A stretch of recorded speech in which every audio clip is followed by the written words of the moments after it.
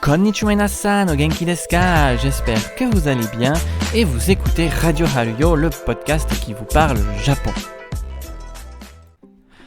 S'écrivant d'un seul kanji ou alors littéralement par entrepôt grenier des kami ou moins littéralement reposoir des kami, le Hokora serait un sanctuaire shinto miniature dédié à un kami populaire, situé dans l'enceinte d'un plus grand sanctuaire ou alors sur le côté de la route, consacrant un kami ne se trouvant pas sous la juridiction d'un grand sanctuaire.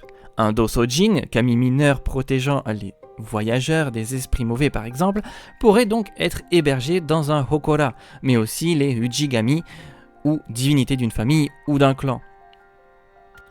L'existence de ces petits temples semble indiquer cependant que les premiers sanctuaires pourraient avoir été des huttes destinées à recueillir quelques yori shiro, c'est-à-dire un objet, un végétal ou alors un animal représentant l'esprit divin. A l'origine, le terme désignait semble-t-il une réserve ou kura élevée sur pilotis pour le stockage des trésors du sanctuaire ou shinpo. Un passage du Nihongi, ou autrement appelé Nihon Shoki de 720, note d'ailleurs qu'un entrepôt de sanctuaire, Kami-kura, se prononce Hokura. Cependant, c'est durant la période médiévale japonaise que cette petite construction deviendra l'abri des kami dits mineurs.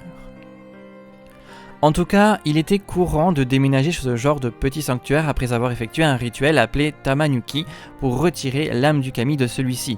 Ainsi, lors de l'emménagement, le sanctuaire devait alors être réimprégné de l'âme du kami en le sacralisant à nouveau.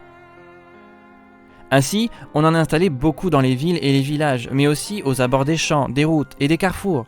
Ceux-là n'avaient pas de prêtres shinto résidents, et c'étaient les membres de la famille et la population locale qui alors le consacraient. Durant la période Edo, les gens et les nobles, surtout qui pouvaient se le payer, commencèrent à avoir leur propre petit temple qu'ils pouvaient déplacer avec eux durant leur voyage. C'était alors des temples en bois qu'on pouvait poser sur des structures en pierre ou alors une pierre entourée d'une structure socle en bois qui représentait alors le kami. D'ailleurs, le saviez-vous ? Dans certaines régions du Japon, on construisait de petits temples en pierre, un peu comme les statuettes de Jizo, sauf qu'au lieu de prier leur renaissance depuis les enfers, ces temples étaient construits semble-t-il dans le but de les sauver de la maladie. On ramassait autant de pierres ou de cailloux que l'âge de l'enfant qu'on calait dans le petit temple afin d'y mettre l'intention de guérison. C'est ainsi que, dans des endroits naturels et reculés, on peut retrouver au Japon ce genre de petites structures religieuses. Comme quoi, les Hokora eurent et continuent d'avoir bien des utilisations possibles dans la vie spirituelle des Japonais. D'ailleurs, avec l'aide d'un de mes proches bricoleurs, j'en ai fabriqué un, lequel me servira pour ma pratique spirituelle afin d'honorer les kami de la manière suivante.